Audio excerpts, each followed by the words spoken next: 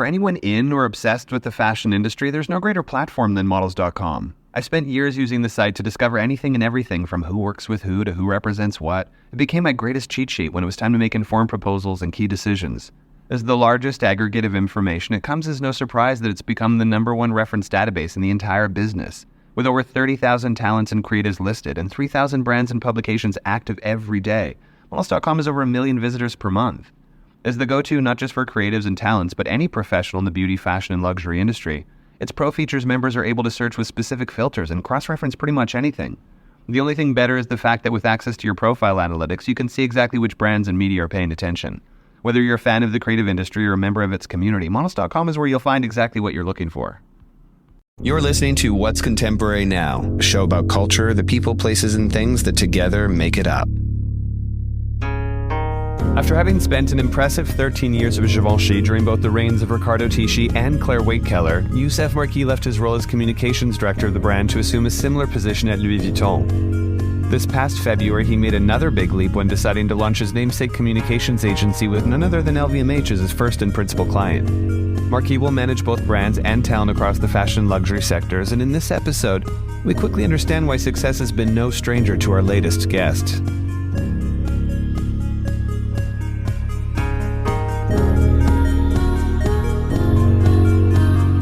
This is Youssef Marquis, and we're talking about What's Contemporary Now.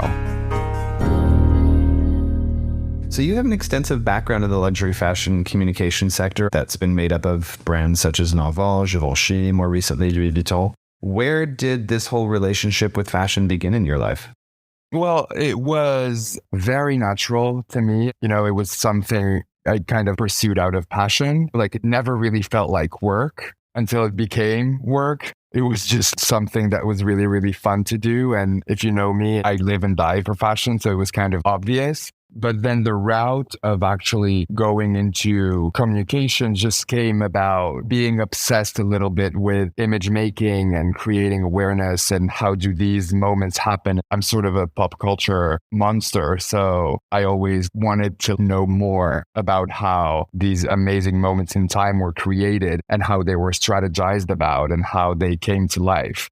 So I kind of naturally went into communications studies here in Paris. And then very early on, I started interning in fashion houses until I met with Albert at Lanvin at a time that was extremely, extremely exciting for the brand. And yeah, I guess it all started there. And do you feel as though you sort of learned something different with each house, or is it just a part of the job to understand how you kind of interpret its codes respectively or uniquely? Yeah, no, everything about every experience I've had was different. And it's funny because in the longest one I had, which was at Givenchy that lasted 13 years, I worked with 3 different designers, and it was kind of like reinventing a house and a set of codes and a way to communicate every time. I'd say, especially in fashion, and my fashion peers will understand this very clearly, there's more to say about what a designer brings to the table in their era at a specific house than just talking about comms and image in a general way for a brand. And often it's how these two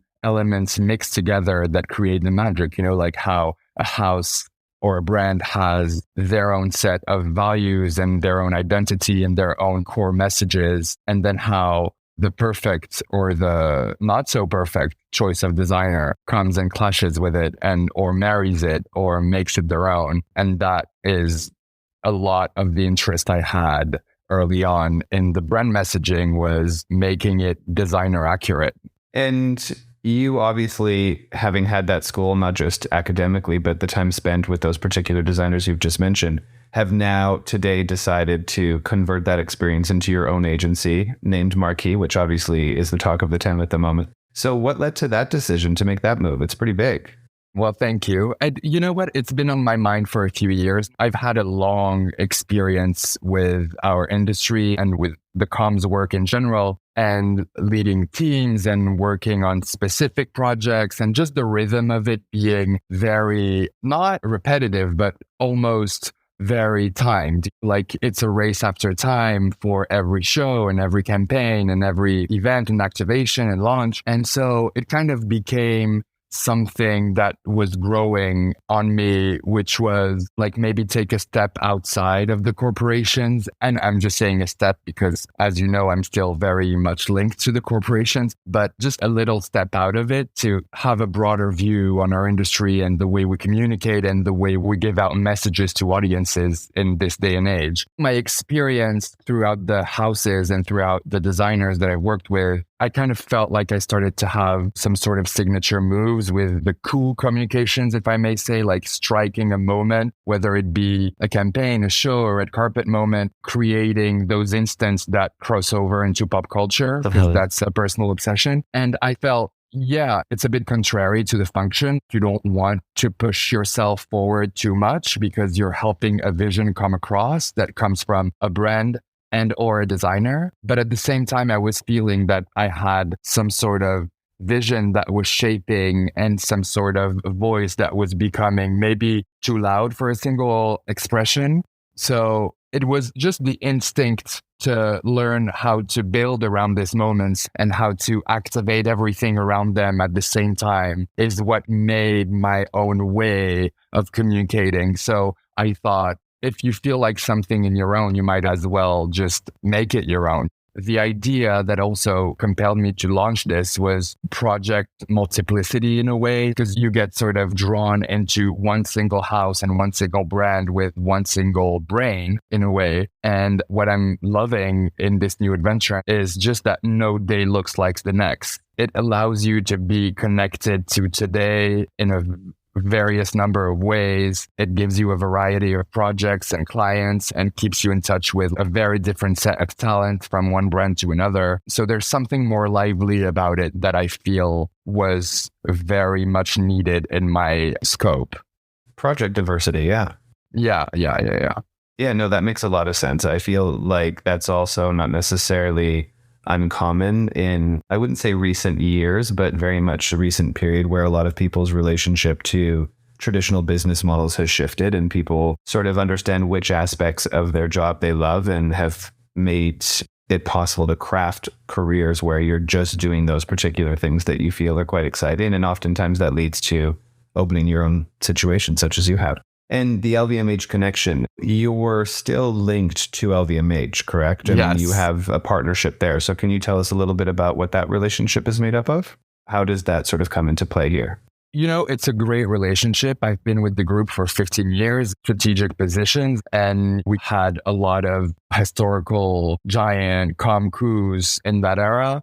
And in a way, when I started to bring that to the table, that idea of me starting this structure with them as a main partner, they were immediately responsive because we know what kind of magic we were able to create. So when you have track record, it's of course always easier than when you don't, but it just felt natural to me because it's a group that I connect to. It's a group that has world-leading values that go way beyond consumerism and values that actually have high positive impact on our society. And just plainly, what better partner in the luxury world could you have? So I'm very happy with that relationship. And I really wouldn't have imagined striking this deal with anybody else. Of course. Also, having come from that particular history with LVMH brands and working specifically in-house with each of them, what does that roster of clients look like for Marquis moving forward? Is it on the brand side? Is it made up of individuals? Is it a combination of both?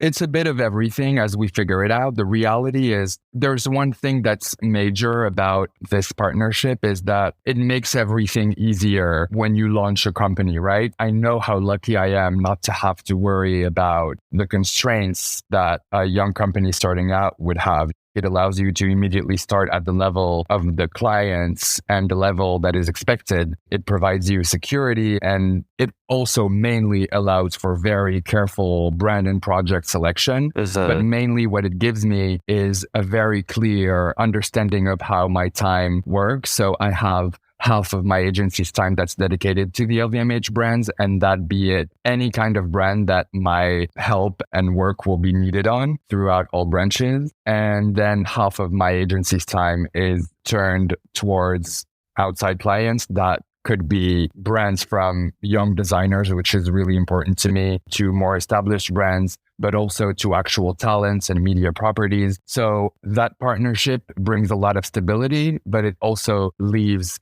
time open for me to actually collaborate with the outside world, which is what I really wanted in this new step. You've just mentioned new designers, and that's a very different example of how you would go about doing your job than the way you would perhaps have done it at, say, Louis Vuitton or Givenchy. When you're working with a new designer, how is it that you go about helping them to build or communicate a strong brand identity that ultimately leads to that target audience? Because each of them have a different demo potentially. So how is it that you craft that kind of tailor-made offering, I suppose? You know what? I like to think that the main thing that people like me bring to the table is clarity. And we know how it works for young designers when you're on every front and you're working on producing your clothes and trying to put a show together and trying to get media attention and doing all of that at the same time. It can be very, not only daunting, but also very confusing at times about who you are and who you're trying to be, because so-and-so have done this and maybe you should do that. And it's hard to be radical in your choices. But what I keep telling each and every one of these young talents that I'm taking on is differentiation and identity are the main points that will lead to success. And I know it's hard when you're in the early stages and you're trying to make not even a living, you're trying to make something that will allow you to keep going. And sometimes it takes a lot of vision and courage to be like, that's who I am, that's my lane. And the only way I'm going to make it out of this very crowded market is if my identity resonates as mine. That's the main thing we do with the young designers is work on the comms and branding side in terms of how is it you and you only. And it means the visuals, it means the community, because the community is the main aspect that we put forward in our agency. It means, of course, the comm strategy in a 360 in terms of what do you do? What are you putting out there in terms of messaging? And in every single thing that you do you answer the simple question that is it your message and your message only? And often the hard part is figuring out what's my message? In those coffees and discussions, when I've talked with young designers that are seeking our help, sometimes it doesn't go through because at the end of that meeting, we can get to the bottom of what's the message and what makes you different than the person I met yesterday or the person I'll meet tomorrow. And often the people who really have that down, or I'd say the people that will go the furthest. If you think back, and perhaps this is before your time, but I don't think it is, to that period where a brand could essentially purchase fame and market share within the parameters of that bookshelf, where if you existed in the pages of the magazines that held court in that space, then you essentially purchased relevance and influence. Whereas obviously you mentioned, a crowded market, and that share of voice today is much more complicated because of the media landscape and how much it shifted with digital media, and especially stuff like social media, which is ever changing. And we've seen different brands attempt to sort of make a foray into kind of more whimsical places like TikTok. But how do you advise your clients in that space? I mean, it is ever changing and it's certainly crowded. So I'm not sure how you kind of achieve some of the things that you're talking about in that way without, losing that authenticity along the way. Yeah, absolutely. You know what? I've actually been right in the middle of that. I've known the world before social media. I've known the world before our phones were our main work tools. I've done editorial requests by fax and by mailed letters. Oh, wow. It sounds crazy, but it was the way the world works, and media were at the center of that equation, being the only outlet between us, the brands back then, and the actual audiences. I'm not going to state the obvious, but with the rise of social media in a general way and digital communications in a general way, we have kind of changed the math of how the media enters that combination. And I feel like a lot of media outlets have actually made it in that new world by understanding how to use social audiences and how to be a third party of quality for brands that try to reach social audiences. But my point is, it has shifted so much, and I've known both worlds and have a foot in both. I'm not going to be one of the people that say, oh, press is totally irrelevant. I don't believe that. I think there's still a lot of value to some specific people and some specific media attention and some specific operations with a certain amount of title. That is not denying the fact that it has completely shifted, but I still believe there's value in both worlds.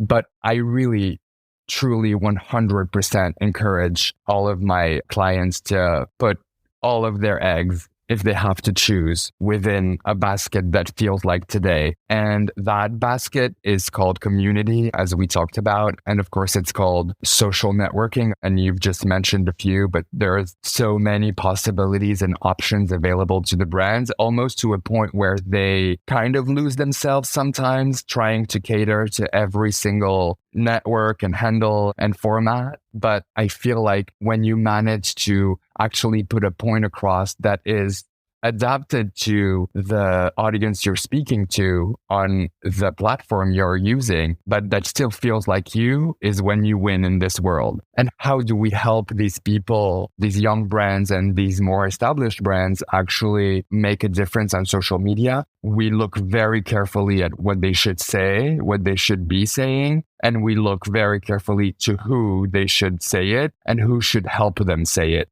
And those three elements are what will allow a brand to actually differentiate themselves from the next one. And you know what? What we come in to do, and I'm not going to give you all the keys now or else I wouldn't be able to build clients, is what we're able to do is actually say, this is the exact people that we will need to work with for your brand. This is the exact kind of action that we need to put forward on this platform and this platform. And at the same time, we recommend that we go here and we launch this through this channel and etc. And, just have a cohesive view of how messages and products should hit the market, because we just spend our time watching and we just spend our time connected with all these talents across all of the social platforms that actually help us push the brand's messages forward. And those connections and that roster of people is, I believe, what is the golden ticket today. It makes a lot of sense. And how is it that you go about addressing the values that consumers expect from brands today, like sustainable practices, ethical practices, and different things that have demanded more transparency than in times past? Is that something that comes into play in your work? Yeah, of course. I think it comes into play in everybody's work in our industry today. Like, it really can't be avoided. And I'm not saying that because that's what you need to say. And it's not only sustainability or ethical practices. It's a whole set of broader values like kindness and respect and diversity and inclusivity in everything we do. And I personally hold that to the higher standard. So it's really part of all of our work. It's in every casting we launch. It's in every campaign we direct. There's just no two ways about it. So if we're not talking about these values in the work we do for you, if we're not addressing them, if we're not at least talking about where you stand and how we can help you progress, if we're not doing it for authenticity and not because social media forces you to, then we're not the right partners, Well, we're talking about digital and social and values and whatnot, but what about something like technology, which is obviously becoming another pillar in conversations around fashion and how they participate, engage, create? What are your thoughts on technology and the fashion sector, be it, interactive media or platforms for consumption as far as product? What are your thoughts there? You know what? I think that question is a little tricky because you never want to run head down towards something without understanding it. That's not what I do. I try to fully understand what the subject is before advising any of my clients how to go about it. But at the same time, it's this world we live in. There's this race for newness and race for immediacy where it's kind of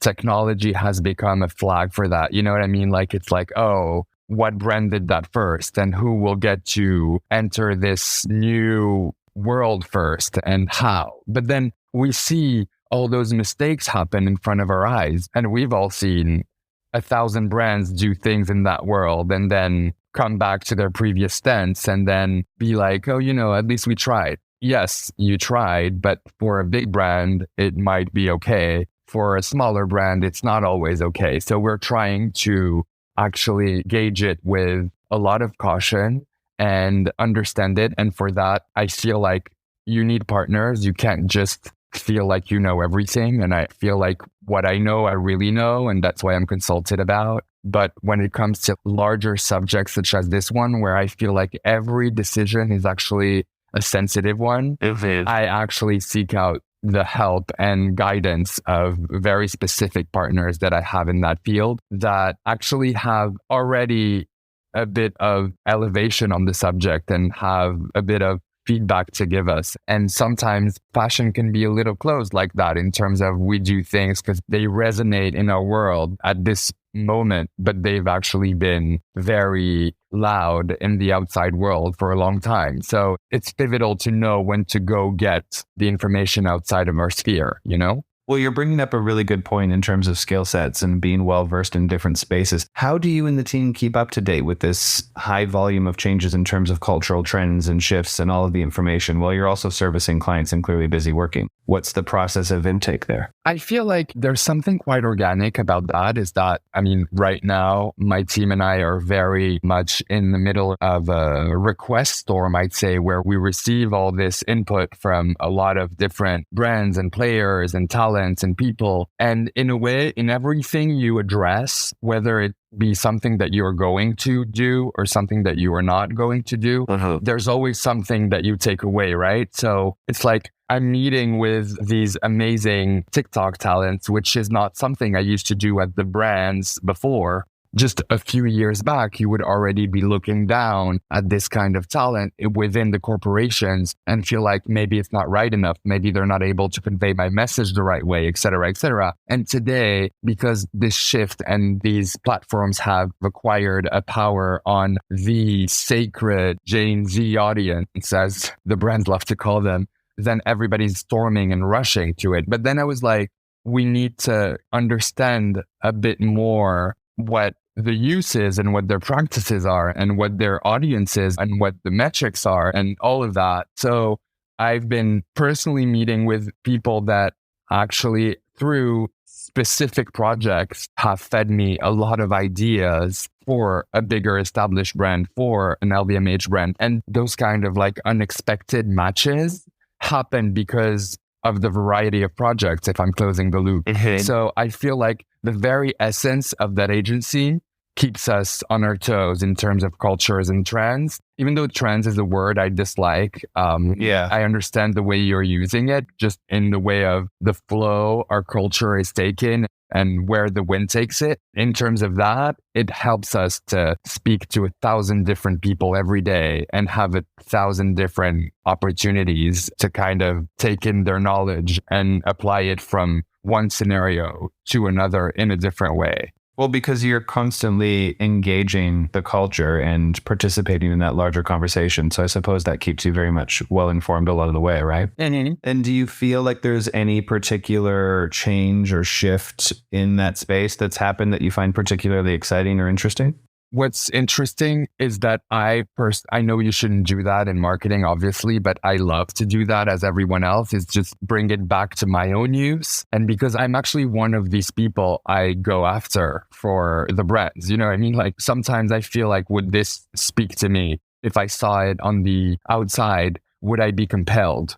So when I go into a subject such as very recently, we were deep diving into Instagram shopping. And I thought that was very, very interesting because I never do it. But then the figures I was given are wild and they're actually game changing for certain people. It's funny because you can't follow your own instincts all the time. That's what this new world is showing you, is that if I used myself as an example, I wouldn't even scroll through that category of that social platform. You know what I mean? But when you hear other people talk about it and tell you that that's the way they behave, and sometimes the only way they behave, then you're starting to open your mind and you're like, I have to actually find ways to be compelling and impactful down to that feature, you know? So it's leaving no corner unturned and it's thrilling, really. Well, it's certainly not a dull space, that's for sure. Yeah.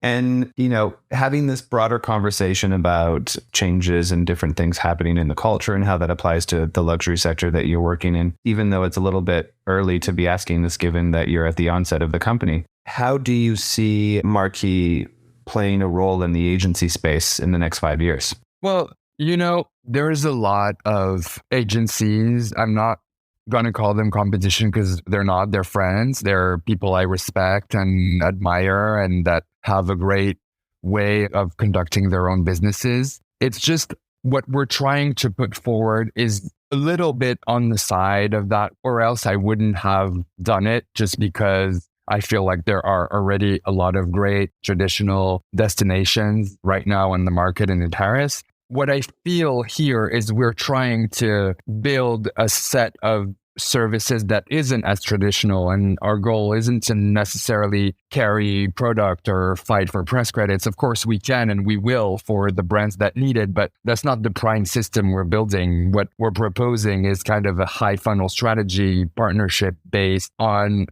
what I believe to be the most relevant talent book on the market, to boost the brand's awareness and development, and for it to really be a unique setup, a unique destination that doesn't really exist in Paris today, where community is on the foreground of everything we do. And the idea is for the agency's ecosystem to be self-sufficient and to have enough talent partners and brands and media partners to give whatever client it is a fully achieved sense and action plan that won't rely on anyone but us.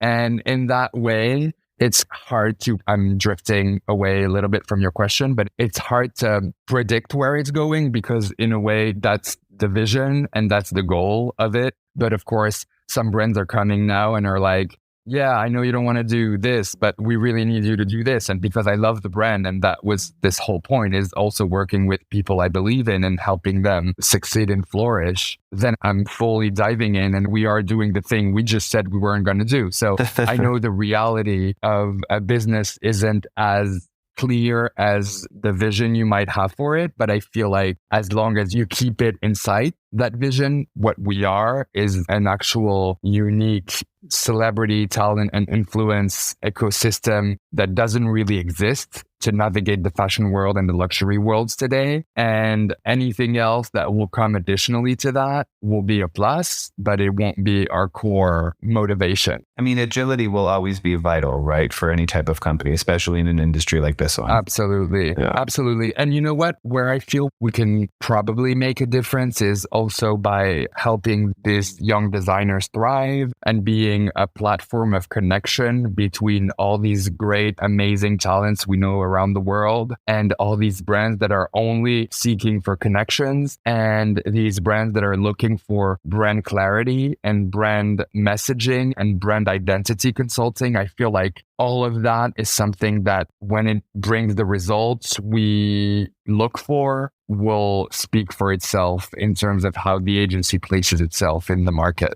It makes perfect sense. And the last and most famous question, of course, what is contemporary now? What's contemporary now? I think what's contemporary now is an actual sense of reality and what our world is today. And it's not necessarily a happy world. And it's not necessarily a world that gives perfect representation to everybody. And as a person who has been in those cases myself growing up, I thrive on designers and brands that actually help our society move forward through modern values, through including everyone in the conversation, that be age and social origins and work and shapes and forms and whatever you want to call it. I feel like what's contemporary today is actually shaping brand messages that leave no one behind. And that was improvised. Yeah, I mean, it was very articulate and clearly from the heart. I think at the end of the day, despite the fact that this industry is made to create dreams, inspire people, and of course, service the utility of clothing, It's also a place to really shed light on those things and bring an element of humanity because there's such visibility in the media landscape that fashion represents. Absolutely. And you know what? We've talked about the social component of our jobs a lot in this interview, and way more than I thought, actually, but great because it's an actual pillar of our societies today. And I feel with that comes a lot of responsibilities on the brand. There's a lot of responsibility because the brands have become today's media. In a way, they have their own voice. What social media brought is that the audiences are directly connected to the brands and can interact with them in a direct way. And so in a way, the brands don't rely solely on outside third-party media anymore to shape their messages and do the work for them. They have to deliver a message that is already full of responsibility and full of accountability. And that's what people like me do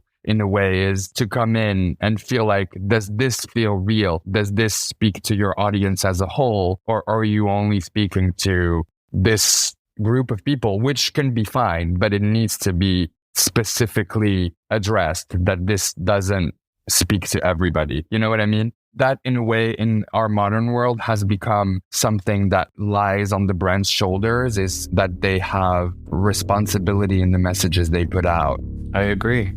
Thank you again for taking the time. We know that you are absolutely inundated with the demands of starting a new company. And thank you again for taking the time. I really enjoyed our conversation. Thank you so much for having me. Such an honor to be in great company and to speak with you. And hopefully we get to do a follow-up soon. Thanks for listening to this episode of What's Contemporary Now. A special thanks to our show's producer, Cheyenne Asadi, who makes it all possible. Original theme music by Joseph Top Miller and Chase Coughlin of The Black Soft. And visual design by Aaron Marr and Graham Prentice. Subscribe now to be the first to hear new episodes, and for more content, follow us on Instagram at What's Contemporary or visit us online at whatscontemporary.com.